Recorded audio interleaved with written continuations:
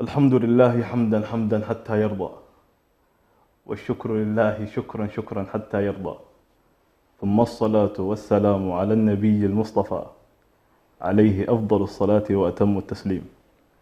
أهلا وسهلا بكم مشاهدين الكرام في برنامجكم فاسألوا أهل الذكر مع الشيخ والدكتور حسن سلمان. أهلا وسهلا بك شيخنا. أهلا مرحبا بك وبالمشاهدين. حياكم الله وبياكم. بداية شيخنا، التاريخ هو الحبل الوثيق بين الثقافة والحضارة، قبل أن يكون مجرد حسابات فلكية أو أي شيء آخر، كما ذكر العلامة ابن فهر في كتابه رسالة في الطريق إلى ثقافتنا إلى أن ثقافة أي أمة مكونة من 3 أركان، بداية من الدين، ثم اللغة، ثم التاريخ أو التقويم. في الحلقة بإذن الله سوف نركز على الجزئية الثالثة من الأركان، ألا وهي التاريخ. وبداية شيخنا، ما هو التقويم الهجري؟ الحمد لله رب العالمين، والصلاة والسلام على رسول الله الأمين وعلى آله وصحبه أجمعين. أما بعد، موضوع التأريخ والتاريخ هذه طبعا تحتاج فعلا إلى أن المشاهد ينتبه إلى التفريق بينهما. فالتاريخ هو الحوادث المعروفة التي تقع في فترة زمنية معينة وفي مكان معين، تقع حوادث إنسانية، بعد فترة يتكلم الناس عن ذلك بأنه تاريخ، فيقال بأن هذه مادة التاريخ. والتاريخ هو عملية التقويم وكتابة هذه الحوادث ضمن سياق زمني معين. موضوع الزمن خلينا ابتداء نؤكد على أهميته في أي سياق إنساني. السياق الإنساني العام تلاحظ بأن الزمن مهم جدا في كل المعادلات. ولو اعتبرنا بأن الإنسان والله كائن مكلف من الكائنات المكلفة، وأنه الكائن المستخلف تحديدا في هذه الأرض، إني جاعل في الأرض خليفة. وعملية الاستخلاف في حقيقتها هي عبارة عن قيام بأعمال تعبدية شعائرية وبأعمال أيضا عمرانية معاشية. يعني تقريبا لا تكاد عملية الاستخلاف تخرج عن هذين الأمرين، وهما مصداق قوله تبارك وتعالى: وما خلقت الجن والإنس إلا ليعبدون. هذه الجوانب الشعائرية التعبدية، التصورات، العقائد تدخل في هذا الباب. الجانب الآخر الاستخلاف، أو معنى الاستخلاف: إني جاعل في الأرض خليفة واستعمركم فيها، أي بمعنى العمران في الأرض، اللي هو معنى المعاش، كيف يعيش الإنسان على وجه هذه البسيطة. وبهذين الجناحين، جناح الشعائر التعبدية وجناح المعاملات والمعاشية، يكون الإنسان قد حقق الأغراض والغايات الكبرى السامية لهذا الإنسان في وجوده على الأرض، هي غاية التعبد وغاية العمران والاستخلاء، غاية العمران. ولو نظرنا إلى الأمرين تلاحظ بأن الشعائر تحتاج إلى زمن وإلى وقت، والمعاش يحتاج إلى زمن وإلى وقت. صحيح. وبالتالي كلا الأمرين يحتاجان منا إلى أن ندرك قيمة الزمن. ولهذا كما تفضلت، كل من كتب في الحضارة لا يمكن أن يقفل عنصر الزمن في المعادلات، فعنصر الزمن حاضر. يعني في فعل الإنسان الزمن حاضر، في حركة الكون الزمن حاضر، في العمر الذي يعيشه الإنسان على وجه هذه الأرض في كل الأحوال، في كل الأحوال الزمن حاضر. ولذلك كان من ثلاثيات تقريبا ما ذكره مالك بن النبي في كتابه شروط النهضة، عندما تكلم عن أن والله النهضة تتطلب مسألة الإنسان وتتطلب التراب ويتطلب الزمن، أي بمعنى فعل الإنسان على الأرض في زمان معين، فعل الإنسان على الأرض في زمان معين، فالزمن مسألة أساسية جدا. ولذلك كل الشعوب التي تعرف قيمة الزمن وتهتم به وتحرص على كسب الأوقات تجدها شعوب منجزة، شعوب فاعلة، شعوب مؤثرة، شعوب متقدمة متصدرة المشهد. الشعوب التي تتضاءل عندها قيمة الزمن نجدها شعوب متخلفة متراجعة تابعة لغيرها. لذلك نلاحظ بأن القرآن الكريم اهتم بشكل كبير جدا واعتنى بقيمة الزمن، يعني رسخ مفهوم الزمن، وهذه إن شاء الله ممكن نأتي إليه، رسخ على كل مفهوم الزمن بالنسبة للإنسان. ومن هذا المدخل نأتي إلى مسألة كيف أن الصحابة رضوان الله عليهم وقفوا في لحظة تاريخية معينة بعد موت النبي صلى الله عليه وسلم، لأن الواقع ما قبل بعثة النبي صلى الله عليه وسلم والواقع العربي كان واقعا لا يعرف هذا التسلسل الزمني، يعني فكرة إنه واقعا جاهليا، الواقع الجاهلية مثلا ما كان فيه التسلسل الزمني، السنة الأولى السنة الثانية، لا، كانوا يؤرخون بالحوادث الكبرى، فيقولون مثلا عام الفيل، قبل عام الفيل، بعد عام الفيل، ويمكن أن يؤرخوا بحرب البسوس، قبل حرب البسوس، صحيح. بعد حرب البسوس، حرب داعش والقبراء، بعدها، قبلها، وهكذا. كل مجموعة بشرية منهم كانت تؤرخ عموم الحوادث بهذا النوع لكن سبحان الله بعد بعثة النبي صلى الله عليه وسلم يمكن أن نقول بأن المسلمين أيضا كانوا يهتمون بأن والله من بعثته إلى هجرته، فيقال بأن والله السنة الأولى للبعثة، السنة الثانية للبعثة، السنة كده، لأنه هذا التاريخ فاصل أيضا في موضوع. لكن تحديدا موضوع التاريخ الهجري والصحابة رضوان الله عليهم هنا لاحظوا بأنهم بحاجة إلى موضوع التقويم، بما يقومون، يريد أن يكتبوا تواريخهم ويكتبوا أحداثهم ويكتبوا يومياتهم، ويريد أن يكون هنالك تقويم معين، وأمامهم يبدو والله أعلم أيضا مدركين هنالك تجارب عديدة جدا. فهنالك من كان يهتم بالتاريخ الميلادي، النصرانية مثلا اهتمت بالتاريخ الميلادي الشمسي، كان الرومان يهتمون بالتاريخ الروماني وهو التاريخ الذي بنيت فيه مثلا مدينة روما، فكان الرومان يهتمون بهذا. الفراعنة كانوا يهتمون بتاريخهم أيضا بطرائق معينة. كل أمة من الأمم عندها رمزيات معينة، لأن موضوع التاريخ يدخل أيضا في قضايا الهوية، يدخل في الترميز، يدخل في كذا. وبالتالي الصحابة بدأوا يفكرون ما هي الصيغة المثلى أو الطريقة الأفضل والأنسب حتى يستطيعوا أن يؤرخوا. فعلى كل في عهد عمر بن الخطاب رضي الله عنهم نظر عمر بن الخطاب من خلال التشاور مع أصحاب النبي صلى الله عليه وسلم إلى أن أنسب ما يمكن أن يؤرخون به هو هجرة النبي صلى الله عليه وسلم.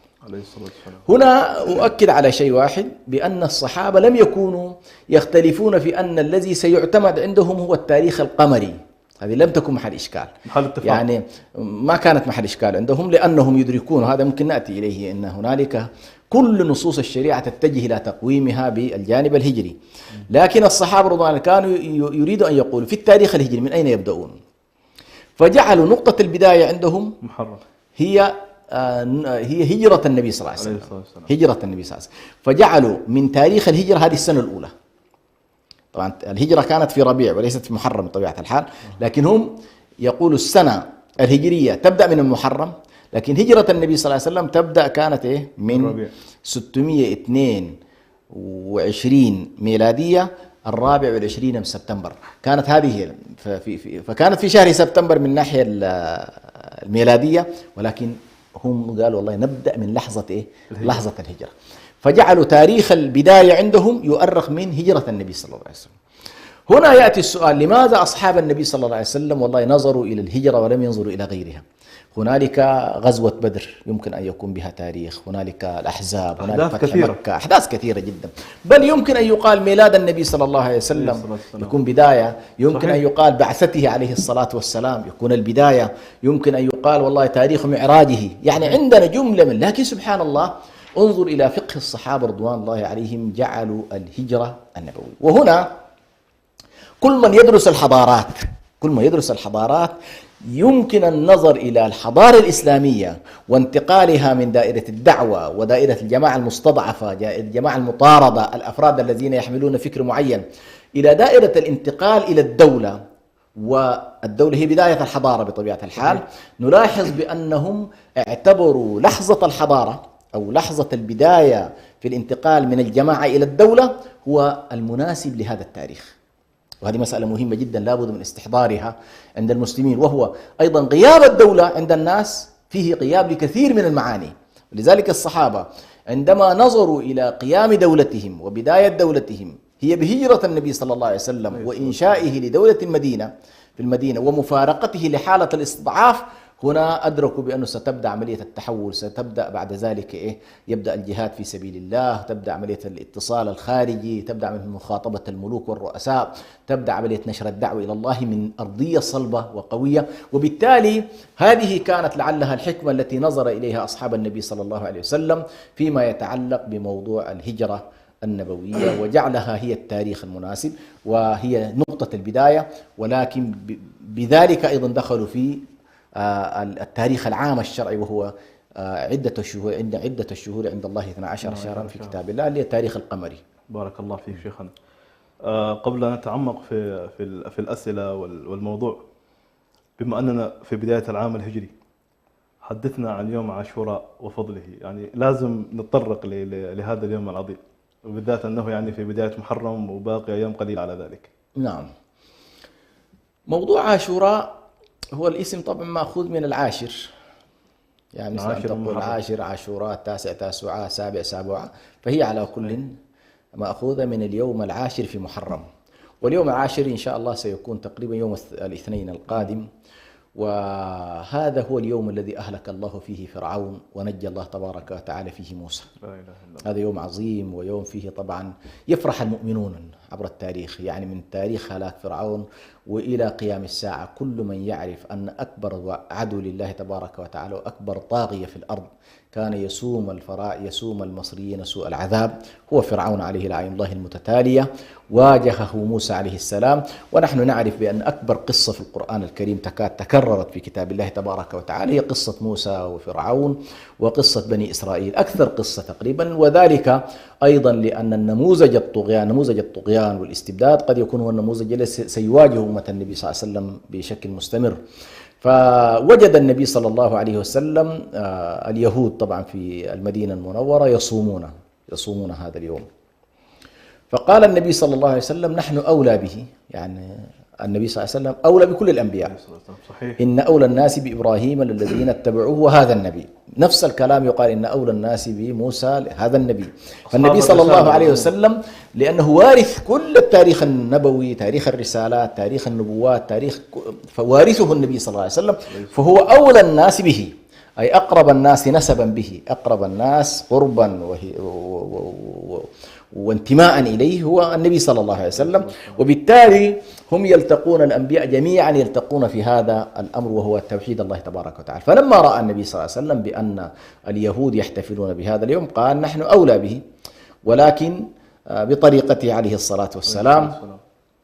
فكانوا يصومون هذا اليوم أصحاب. لكن بعد ذلك على كل المسألة حصل فيها اختلاف بين الفقهاء، هل والله بعد أن فرض الله تبارك وتعالى شهر رمضان الذي أنزل فيه القرآن هدى للناس بينات من الهدى والفرقان، هل نسخت مسألة الصيام عاشوراء أم أنها باقية؟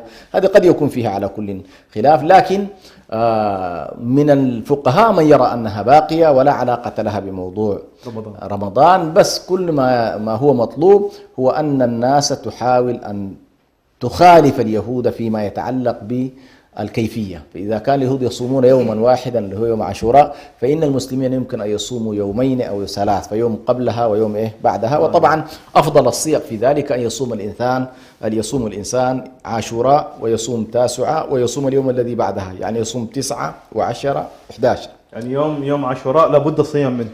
يوم عاشوراء مؤكد، هذا لا إشكال فيه، لكن من أجل المخالفة تصوم يوم قبله أو تصوم يوم بعده، أو إذا ما تيسر لك شيء من ذلك ولم تستطع فلا حرج أيضا أن تصوم يوم عاشوراء. وهذا أيضا إن شاء الله فيه فرح بهلاك الظالمين وبهلاك الطغاة، وفيه أيضا كذلك ائتساء بالنبي صلى الله عليه وسلم وأصحابه.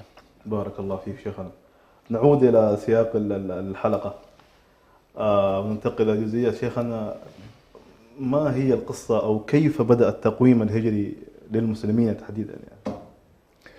أنا ذكرت ربما في السؤال الأول في أن البداية كانت في عهد عمر بن الخطاب رضي الله عنه، والسبب في أنهم أرادوا أن يؤرخوا لتاريخهم وبداية التسلسل الذي يكون الحوادث، فرأوا بأن بداية الأمر يجب أن تكون من هجرة النبي صلى الله عليه وسلم، وأظن هذا يكفي فيما قلنا يعني كجواب.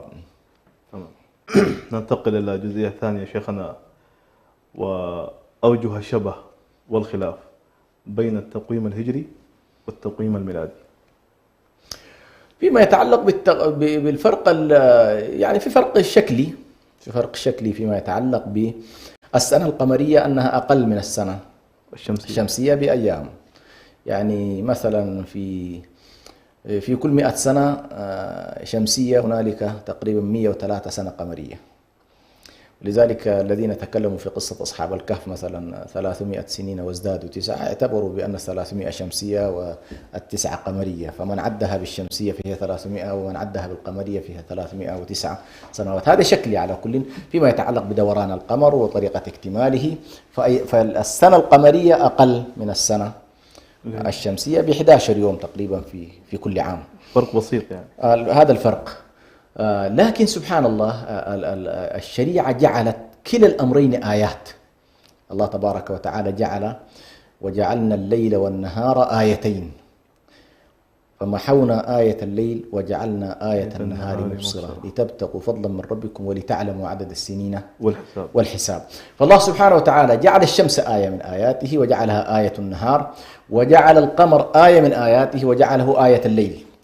ثم ربط سبحان الله معظم ما يتعلق بالأحكام الشرعية ربطه بالآية الليلية، ربطه بالآية القمرية، ربطه أي بالتقويم القمري وليس بالتقويم الشمسي. التقويم الشمسي يمكن أن نقول بأنه ارتبطت به مسألة الصلوات الخمس. هنا لا أتكلم عن أيام، ولكن حركة الشمس ودورانها اليومي ارتبطت به موضوع الصلاة. ما عدا ذلك ستلاحظ بأن كل الأمور ارتبطت بالتقويم القمري، انطلاقا من قول الله تبارك وتعالى إن عدة الشهور عند الله 12 شهرا في كتاب الله منها 4 حرم. فحسب بقوله 12 شهرا الخلاف الذي معروف في التاريخ. هنالك بعض الشعوب كانت تعتبر السنة 10 أشهر وهكذا، لكن الله تبارك وتعالى اعتبر بأن الشهور التي يعتد بها الناس عند الله سبحانه منذ خلق السماوات والأرض 12 شهرا. قال منها 4 حرم. من 12 الحرم هنا دخل ال 12 أقدار كونية، يعني بمعنى حساب كوني الله فرضه هكذا أو جعله هكذا، ولكن أن يكون منها 4 حرم هذا أمر شرعي، بمعنى أن الله يعلمنا بأن هنالك أشهر حرم تزداد فيها حرمة المعاصي، تزداد فيها حرمة الذنوب، وتزداد فيها كذلك الطاعات، اللي هي قبل كده يمكن تكلمنا فيها الأشهر المعروفة ذو القعدة وذو الحجة ومحرم الذي نحن فيه، وكذلك رجب المنفصل إذا. وبالتالي هذه هي الكيفية اللي على الأقل تعتمد عندنا نحن الآن في موضوع الحساب.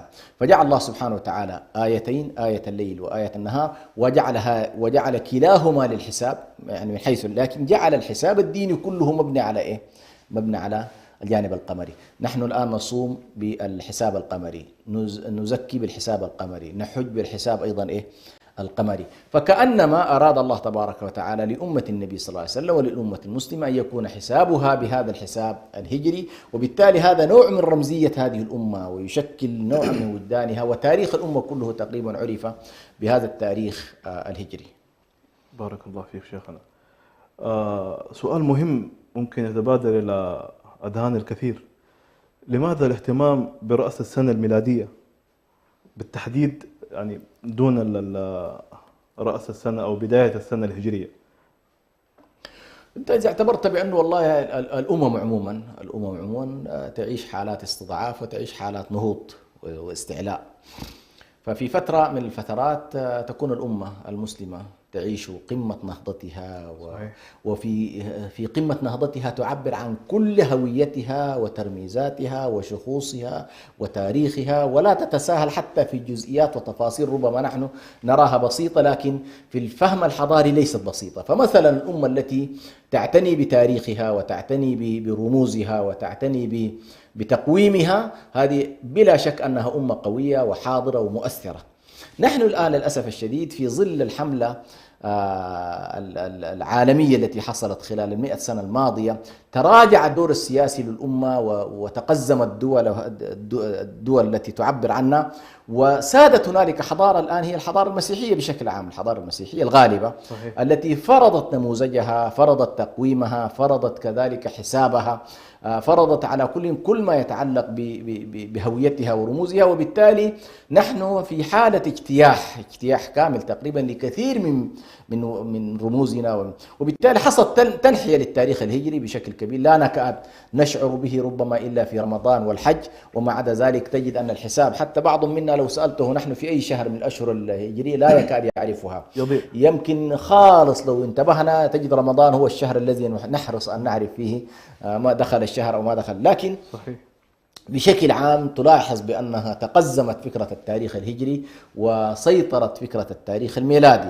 فمن هنا تأتي قضية ثقافة الغالب، كما يقول ابن خلدون عليه رحمة الله: المغلوب مولع أبدا بتقليد الغالب. صحيح. فنحن في حالة تقليد الآن، لسنا في حالة تعبير عن هويتنا، وبالتالي هذا التقليد للأسف الشديد نقلد الغرب في كثير من قضايا، ومنها مسألة التاريخ الميلادي، ونحن تبع لهم في ذلك. للأسف الشديد تبدأ بعد ذلك تدخل، لو أن التاريخ نفسه مجرد عن أي ترميز هوياتي أو ديني أو عقائد ما في إشكال، لكن ستلاحظ بأن التاريخ الميلادي مرتبط أيضا عندهم بعقائد وأديان، مرتبط عندهم بقضية الميلاد، مرتبط عندهم بأحداث معينة لديهم. نعم بأحداث. ونفس الفكرة بتاعت الميلاد للأسف الشديد لم تكن فكرة مجردة أيضا من العقائد الباطلة. يعني لو افترضنا أنه والله بس ميلاد المسيح كتاريخ ولد من أم بلا أب لانتهى الأمر، لكن أن ترتبط هذه المسألة بفكرة الميلاد الذي يرتبط بالإله، فيأتي قضية كبيرة جدا وخطيرة، وهو مسألة جعل عيسى عليه السلام ابن الرب أو هو الرب أو كذا، فتدخل في قضايا. وبالتالي نحن عندما نقول والله، أو ابن تيمية عليه رحمة الله لما يلتفت إلى هذا المعنى ومفارقة أصحاب الجحيم كما يسمي، مفارقة الكافرين فيما يتعلق بخصائصهم وترميزهم وهويتهم وعاداتهم وتقاليدهم، حتى لا يستصحب ذلك في خصوصياتهم، حتى لا نذهب إلى الانجرار في خصوصيات عقائدهم. وبالتالي نحن نقول بأن الأولى للمسلمين الالتفات إلى تاريخهم والالتفات إلى تقويمهم، تاريخهم وتقويمهم، حتى يكونوا معبرين عن هويتهم. بطبيعة الحال هذا لا يمكن أن يكون في ظل الاستضعاف الذي نعيشه، لأن التاريخ يرتبط بدولة، ولا يمكن لاحظنا هو يرتبط بقوة ويرتبط بجهة تتبناه، تربط به الرواتب وتربط به الإجازات وتربط به كذا. يمكن في الفترة العقود الماضية كانت المملكة العربية السعودية تعتبر الدولة التي كانت مركزة في هذا الموضوع، ودولة مركزية فيما يتعلق أظنها الآن بدأت هي نفسها أيضا تتراجع عن التاريخ الهجري وتحاول أن تتماهى مع التاريخ الميلادي. ممتاز شيخنا. ننتقل إلى جزئية الدلالات في التقويم الهجري بالنسبة للأمم والشعوب، ولكن بعد فاصل قصير، انتظرونا.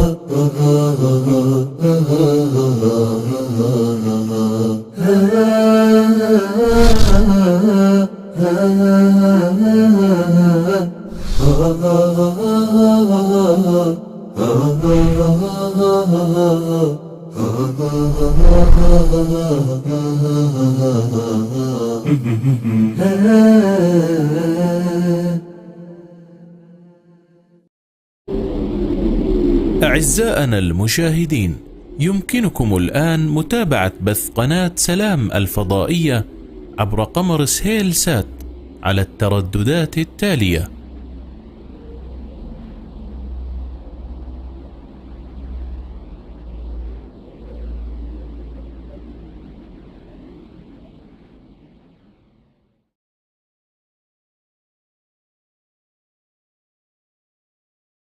يا معاشر المؤمنين التوجيه النبوي لكم أنتم أيها الشعوب المعنيون بهذا.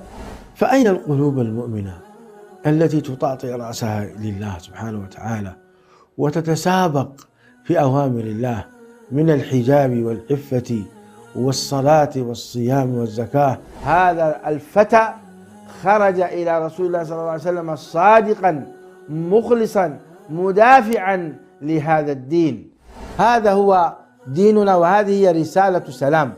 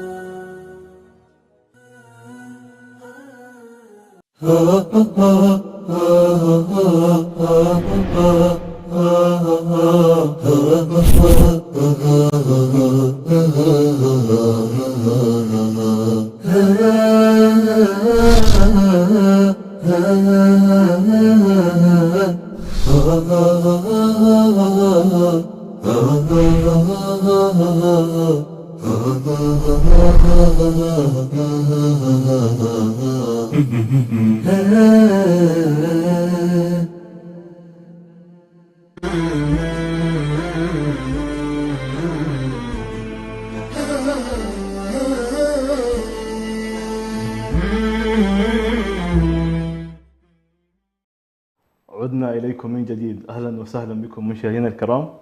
نجدد الترحيب بكم وبشيخنا الكريم الشيخ حسن سلمان. حياك الله شيخنا.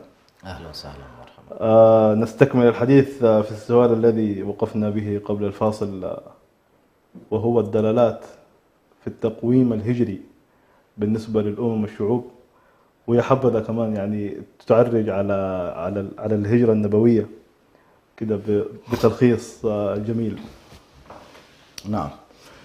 فيما يتعلق بموضوع الدلالات، أنا ذكرت بأن دلالة الترميز لها أهمية كبرى، وهو عندما نقول التاريخ الهجري أول ما يتبادر للإنسان ما هو بداية هجرة النبي صلى الله عليه وسلم. صحيح.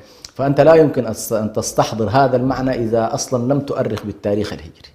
يعني إذا أنت معتمد التاريخ الميلادي لا يمكن أن تعتبر أنك أنت والله جزء من تاريخ عظيم هو تاريخ هذه الأمة. نحن الآن نقول والله 1444 بناء على إيه؟ بناء على الهجرة.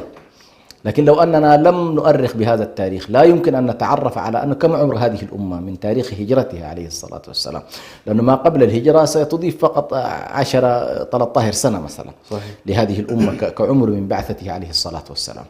إذن الرمزية الأساسية في موضوع دلالات التاريخ الهجري هو ارتباطها بعمر هذه الأمة وزمان هذه الأمة وامتداد هذه الأمة في التاريخ البشري. هذه مسألة مهمة جدا. الأمر الثاني أيضا ارتباطها بتحولها من تاريخ الاستضعاف إلى تاريخ التمكين الذي ذكرناه. يعني أنت مجرد ما تستحضر الهجرة معنى ذلك أيضا استحضرت دولة هذه الأمة وحضارة هذه الأمة وعمقها كذلك في التاريخ البشري. النقطة الثالثة فيه اعتزاز عندما يعني يرتبط الإنسان بالهجرة النبوية، فيه اعتزاز بدينه.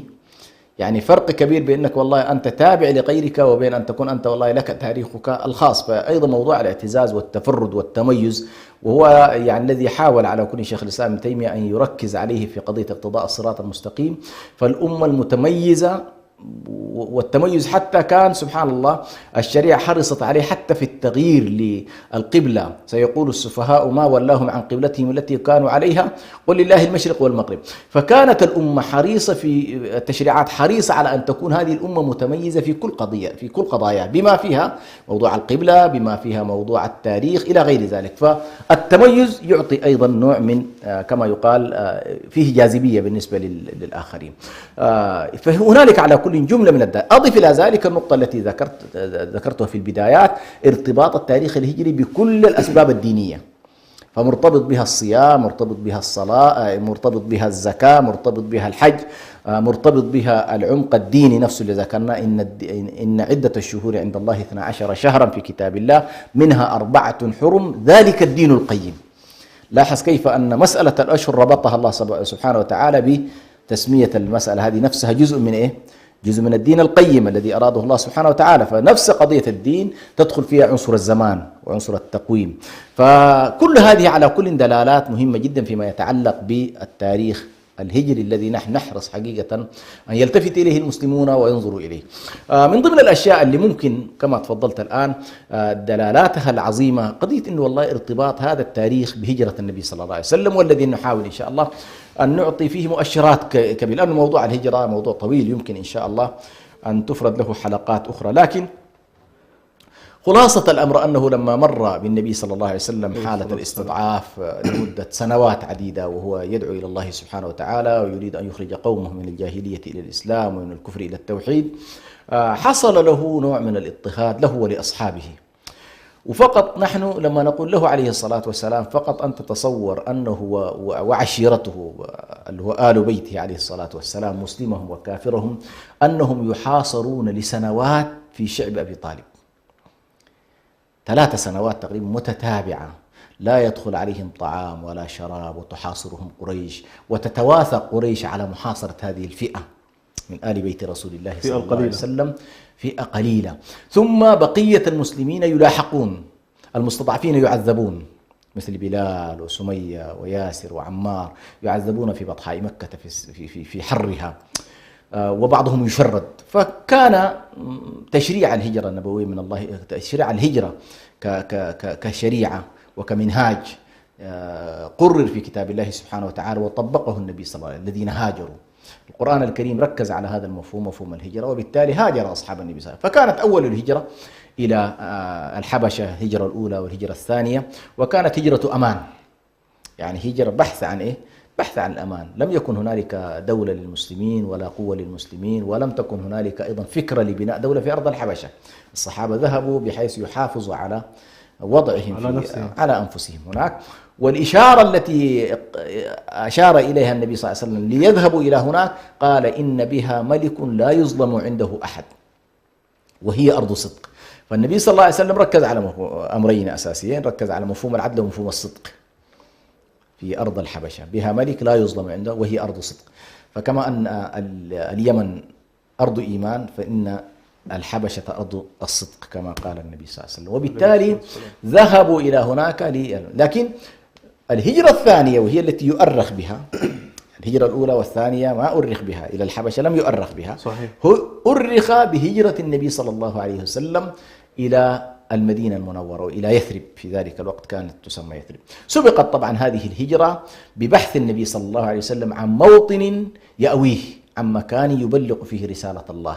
من يؤويني حتى أبلغ رسالة ربي. كانت مفترق طرق بالنسبة هذه نقطة فاصلة، لأنه خلاص مكة لم تعد أرض صالحة للبلاغ. يعني النبي صلى الله عليه وسلم لم يعد يصارعهم في سلطانهم بقدر ما كان يصارعهم في أفكارهم، في تصوراتهم، في مفاهيمهم، لكنهم يدركون أيضا هم بأن هذه المنظومة التي ينادي بها النبي صلى الله عليه وسلم ستقلب المجتمع رأسا على عقب. وكل حتى الجاهلية هنالك من يستفيد منها، الباطل هنالك من يستفيد منه. فالمجموعات المستفيدة من الفساد، مستفيدة من الباطل، مستفيدة من الكفر، كانت تقاوم هذا التغيير الذي يدعو إليه النبي صلى الله عليه وسلم، وكانوا يدركون بأن في ذلك تغيير لمنظومة الدولة نفسها أو منظومة السلطة اللي كانت قائمة في ذلك الوقت. فعلى كل ذهب النبي إلى الطائف، ثم ذهب إلى أكثر من قبيلة كان يعرض نفسه القبائل، وانتهى الأمر بعد ذلك إلى أنه وجد ضالته عليه الصلاة والسلام في أهل يثرب، وجد ضالته في الأوس والخزرج، وسبق ذلك ببيعتين، بيعة العقبة الأولى وبيعة العقبة الثانية. بيعة العقبة الأولى كانت عبارة عن بيعة دعوية، لا نشرك بالله، لا نزني، لا نسرق، لا كذا، المعروف في أواخر الممتحنة. ثم البيعة الثانية وهي بيعة إيه؟ هذه يمكن أن نسميها بيعة الدولة، فيها السمع والطاعة والجهاد، البيعة المهمة التي حولت مجرى التاريخ إن صح التعبير. هذه البيعة التي حضرها الطرفان، حضرها من الأوس وحضرها من الخزرج، وحضرها النساء والرجال، حضرها الجميع. أخذ فيها النبي صلى الله عليه وسلم بيعة الدولة، وأنه هو إمام هذه المجموعة عندما يأتي إليها، وأنهم يحمونه ويؤوونه وينصرونه. البيعة والعهد، الدم الهدم كما جاء في الآثار. فعلى كل كان الصحابة الأنصار يدركون تبعات هذه البيعة، ومخاطر هذه البيعة، وأن الأمر ليس أمرا سهلا. حتى كان أحدهم لعله أسعد بن زرارة كان يقول: يا قوم انظروا ما تقولون، إما أنكم تكونوا على قدر التحدي. وكان عمه العباس كان دائما حاضر المشاهد هذه، وكان يقول لهم: إنه في منعة من قومه، فإذا أخذتموه يجب أن توفروا له إيه؟ توفروا له الحماية، وتوفر له المنعة، توفر له العصبة التي تحميه. موضوع كبير جدا، كان موضوع كبير جدا. ولذلك الصحابة سبحان الله الأنصار هذه البيعة كانت تلزمهم دائما أن يتولوا حراسة رسول الله في الغزوات. يعني لما تدرس غزوات الصحابة رضوان الله عليهم تجد أن من يحيطون بالنبي صلى الله عليه وسلم يتولون الحراسة المباشرة هم الأنصار، لم يكونوا من المهاجرين. هذه سبحان الله كانت كأنما وظيفة اعتبروها لوازم بيعتهم للنبي صلى الله عليه وسلم. فعلى كل، من هنا بدأ التفكير في هجرة النبي صلى الله عليه وسلم، ثم بدأ النبي يرسل أصحابه يتسللون واحدا بعد الآخر، وبقي النبي وحده، لأن الأنبياء لا يخرجون من البقعة التي هم فيها إلا بأمر من الله. ولما فارق يونس عليه السلام هذه القاعدة حصلت عليه موضوع الحوت. نعم، موضوع الحوت، ذهب مغاضبا. فالأنبياء ينتظرون الأوامر من الله في كل حركتهم. سمعا وطاعة. ظل النبي صلى الله عليه وسلم يأمر أصحابه بالهجرة ولكنه ينتظر، وأبو بكر يريد أن يهاجر والنبي يقول له انتظر قليلا، انتظر، لأنه يريد أن يصحبه عليه. لسه ما جاء موعد. أي. فعلى كل هنا نلاحظ أن النبي صلى الله عليه وسلم جاءت اللحظة التي أمره الله بها. هنا في نقطة مهمة جدا من ناحية تاريخية، من ناحية قرآنية. الله عز وجل يقول: وإن كادوا ليستفزونك من الأرض ليخرجوك منها. وعملية الاستفزاز هي عملية الإكراه والإخراج القسري للرسول أو النبي من بلده التي هو فيه إلى بلد آخر. سنة الله في ذلك متى حصل الإخراج بالقسر والإكراه ينزل العذاب على القوم. فما أراد الله تبارك وتعالى ذلك بأهل مكة، أمره أن يخرج، وكان التفكير في إخراجه وارد، كان التفكير في إخراجه وارد. يعني بدأوا يفكرون في قتله، وإذ يمكر بك الذين كفروا ليثبتوك أو يقتلوك أو يخرجوك. فلو أنهم أخرجوه إذن لا يلبثون خلافك إلا قليلا. صحيح. لو أنهم أخرجوه لا يلبثون خلافه إلا قليلا، نزل عليهم العذاب. لكن رحمة من الله تبارك وتعالى ما أراد أن يكون الإخراج بفعلهم، بل أمر من الله أنه خلاص أنت أخرج واذهب إلى المدينة. فهنا النبي صلى الله عليه وسلم استصحب أبو بكر الصديق، وموضوع طويل حقيقة استعدادات النبي صلى الله عليه وسلم في الهجرة، الترتيبات التي أخذها، التحوطات اللازمة. انظر كيف أن الله عندما أراد أن يعرج بنبيه إلى السماوات الاستعدادات كانت سماوية. لما كانت الهجرة على الأرض كانت الاستعدادات استعدادات أيضا إيه؟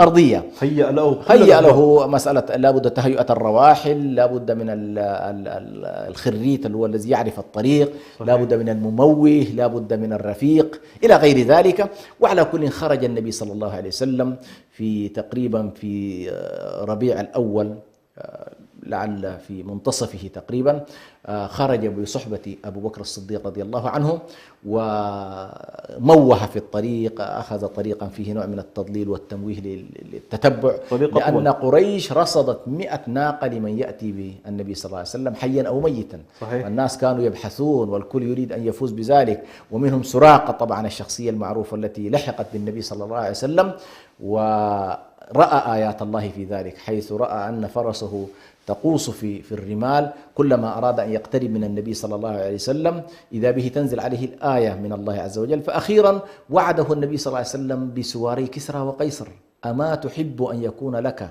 سواري كسرى وقيصر؟ رجل ملاحق ومطارد ومشرد من قومه ولوحده وهو يعده بسواري كسرى. إيش هذا الوعد وهذه الثقة؟ سواري أعتى ملوك الوقت. طبعا.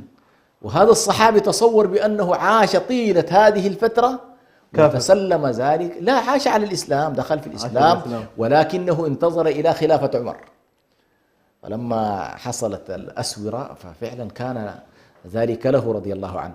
فانظر إلى هذا الأمر، فرجع وكتم الأمر عن الناس، لم يخبر، وظل محتفظ فقط بهذا الموضوع، الوعد، إلى هذا الوعد النبوي بأن النبي صلى الله عليه وسلم قد وعده، إلى أن وصل على كلنا النبي صلى الله عليه وسلم إلى المدينة. ومن هنا بدأت حقيقة عملية التحول التاريخي لهذه البشرية والتحول التاريخي لهذه الأمة من أمة مستضعفة إلى أمة مجاهدة، إلى أمة نصرة، أمة إيواء، أمة جهاد، أمة فتوح، أمة مخاطبات للملوك والرؤساء. على كل هداية البشرية انطلقت من هذه اللحظة التي دخل فيها النبي صلى الله عليه وسلم إلى المدينة ورتب أوضاعها عليه الصلاة والسلام، فبنى مسجده، ثم آخى بين المهاجرين والأنصار، ثم حاول أن يرتب الوضع القانوني والسياسي للقائمين داخل هذه البقعة الجغرافية اللي هي المدينة، فيها يهود وفيها منافقين وفيها مسلمين وفيها مشركين. كل هؤلاء رتبهم النبي صلى الله عليه وسلم من خلال الوثيقة المعروفة اللي هي وثيقة المدينة. هذه الوثيقة التاريخية التي الآن تدرس حقيقة عند كثير من دارسي العلوم الدستورية والقانونية والسياسية بأنها وثيقة كانت قمة في الترتيب وقمة في التنظيم، حيث أقر النبي صلى الله عليه وسلم حالة من التعددية الدينية داخل المجتمع، وجعل الولاية الكبرى في هذه الدولة له عليه الصلاة والسلام باعتباره رسول وباعتباره عقد الإيمان الذي ارتضاه الصحابة المؤمنين في هذه المدينة وبيعتهم لرسول الله صلى الله عليه وآله وسلم. فعلى كل موضوع الهجرة أيضا من أعظم الدلالات التي ربما نعتبرها الالتفات إلى هجرة النبي صلى الله عليه وسلم من خلال التقويم الهجري. وممكن شيخنا نتطرق إلى موضوع ممكن يكون بعيد عن سياق الحلقة قليلا، اللي هو إنه ممكن من قمة الضعف ومن قمة العجز، يعني أمر رباني أو دعوة واحد يقولها والحال ينقلب 180 درجة. ننتقل أخيرا شيخنا إلى جزئية النصح أو بما تنصح المسلمين تجاه مسألة التقويم والتاريخ. نعم، هنا بس قبل ما نجي لمسألة نصحنا إن شاء الله للمسلمين في التقويم، يعني سبحان الله من أعظم الدروس في موضوع الهجرة النبوية، لاحظ بأن النبي صلى الله عليه وسلم كان بإمكانه عليه الصلاة والسلام أن يأخذه رب العزة والجلال كما أخذه إلى السماوات، يرسل جبريل ويجيب البراق ويضعه وين؟ في المدينة. صحيح. لكن سبحان الله هنالك فارق بين المعراج وبين الهجرة. الهجرة منهاج على الأرض يرسم لما بعد النبي صلى الله عليه وسلم. لاحظ، منهاج يرسم للنبي ليكون أسوة وقدوة فيه إلى يوم القيامة. والمعراج حالة واحدة له عليه الصلاة والسلام، إعجازية له فقط. فلما كانت حالة إعجازية وكانت حالة مرتبطة بالنبي كشخص، أخذه الله سبحانه وتعالى من السماوات في ليلة واحدة، أخذه إلى السماوات وأعاده إلى الأرض في ليلة واحدة. لكن انظر إلى الحالة التي سيكون فيها قدوة. صحيح. الحالة التي يكون فيها قدوة لا تحطم فيها السنن. لاحظ، يعني النبي صلى الله عليه وسلم لاحظ يتخفى، يأخذ الرواحل، يأخذ الزاد، يتجه جنوبا عكس ما كان طريقه شمالا، يأخذ الدليل ليس ثم بعد كل ذلك هنالك درس عظيم جدا يحصل، وهو أن المشركين يصلوا إلى الغار الذي هو فيه متخفي، يصلوا إليه. فيه جانب مهم جدا، إنه والله تأخذ بالأسباب، لكن في قضية مهمة جدا، يا محمد إن لم تصحبك العناية الإلهية والمعية والتوفيق والحراسة، إن الله الأسباب معنا. وحدة، أيوة، إن الله معنا، إن الله معنا، إذ يقول لصاحبه لا تحزن إن الله معنا. فقضية إنه والله أي شخص يأتي بعد ذلك بعد النبي صلى الله عليه وسلم لا يقول لنا والله أخرق السنن، لا، لأي شخص يقتدي برسول الله في إقامة الدولة في طريق بناء الجماعات يجب أن يقتدي بنفس السنن التي فعلها النبي، فلا يتصور بأنه ستحصل له خوارق وستحصل له خروج عن، لا، هذه قضية تتركها لله، أنت تأخذ الأمور بأسبابها وبطرقها. فعلى كل موضوع الهجرة النبوية أعظم ما نستفيده بأن النبي صلى الله عليه وسلم أخذ بكل الأسباب التي يكون فيها آمنا، لكن علمه الله درسا عظيما، وهو أن الاعتماد على الأسباب مشكلة. لا تنقل قلبك إلى الأسباب، خذ الأسباب واعمل بها، ولكن توكل على رب الأسباب واستعن برب الأسباب، وقلبك دعه يتعلق برب الأسباب. لو لم تكن عناية الله في كل هذه المسيرة يمكن أن يصل إليك، وفي النهاية تبقى والله يا رسول الله لو أن أحدهم نظر إلى أسفل قدميه لرآنا. هنا طبعا فيها درس عظيم جدا، وهو المعية الإلهية. فهذا الجانب لا بد من الالتفات إليه على كل فيما يتعلق بموضوع الهجرة وحتى المسلمين يستفيدون منها الفائدة المرجوة. فيما يتعلق حقيقة بنصيحتنا لأمة الإسلام عموما وللشعوب المسلمة كلها في مشارق الأرض ومغاربها، بأننا بحاجة إلى استعادة كل أمجادنا، استعادة هويتنا الدينية، استعادة هويتنا العقائدية، استعادة رموزنا، استعادة تاريخنا، استعادة تقويمنا، استعادة طريقة حساباتنا. هذه كلها لها علاقة على كل بالهوية المسلمة. والأمة التي تتراجع في هذه الجوانب للأسف الشديد، بعض الناس يتصور بأن هذه قضايا يقول لك شكلية، لا تحاول. هي ما المشكلة أصلا المضامين لها علاقة بالأشكال، المضامين لها علاقة بالأشكال. فمن كانت والله حاضرة في دواخله، حاضر مفهوم الهجرة، حاضر مفهوم القيم الدينية، حاضر مفهوم إن ذلك الدين القيم اللي عدة الشهور عند الله 12 شهرا، حاضر في دواخله بعثة النبي، هجرة النبي، جهاد النبي عليه الصلاة والسلام، الوقائع التاريخية المؤرخة كلها تقريبا بهذا التاريخ، فإن ذلك لا يمكن أن يتساهل في تاريخه ويقول والله المسألة بسيطة ويتجاوزها.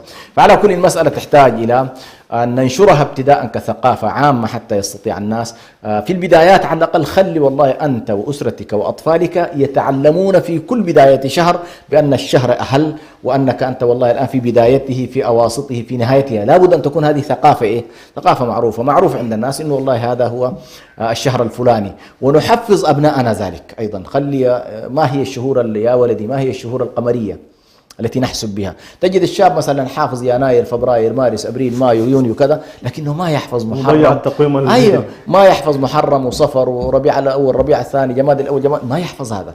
هذه اشكاليه كبيره جدا، لا بد من الالتفات اليها، ونهتم بهذا الجانب ان شاء الله لانه جزء من هويتنا وثقافتنا.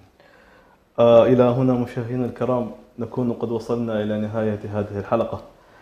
الشكر موصول لكم أولا مشاهدينا الكرام على حسن الاستماع والمشاهدة، والشكر موصول أيضا للشيخ الدكتور حسن سلمان، حياكم الله. والشكر أيضا موصول لما وراء الكواليس. وجملة ختام: أصلح داخلك تصفو حياتك. دمتم سالمين.